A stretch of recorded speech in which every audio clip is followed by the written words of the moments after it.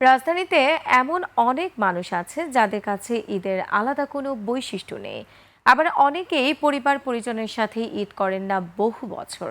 তাদের ঈদ সহ বিভিন্ন উৎসব কাটে ফুটপাতে। এমনকি রাজধানী ফুটপাতই যেন এসব মানুষের পরিবার। বিস্তারিত সিরাত আল মুস্তাকিমের রিপোর্টে। ঈদ সহ বিভিন্ন সামাজিক এবং ধর্মীয় উৎসবে রাজধানী ছাড়েন বেশিরভাগ মানুষ।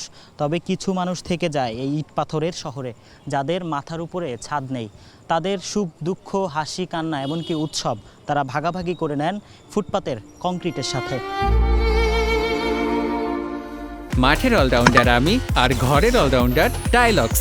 টাইলক্স টয়লেট ক্লিনার, ক্লিন মানেই টাইলক্স। গোটা ঢাকা জুড়ে ছিন্নমূল মানুষের সংখ্যাও কম নয়।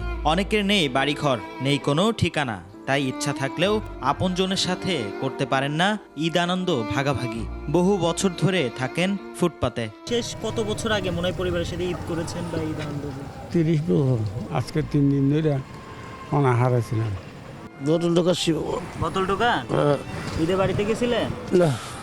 এদের অনেকেই বাস করে খোলা আকাশের নিচে, রোদে পুড়ে বৃষ্টিতে ভিজে, না খেয়ে না পরে কাটে তাদের দিন। ঈদ করেছি আপনার আরো 4-5 বছর আগে, এরপর আর করতে পারিনি। থাকার কষ্ট হইতেছে, খাওয়া দাওয়ার কষ্ট হইতেছে। রাজধানীর ফুটপাতই যেন তাদের ঠিকানা, হাসি কান্না আনন্দের একমাত্র সঙ্গী। সিরাত আল মুস্তাকিম, 21 টেলিভিশন, ঢাকা।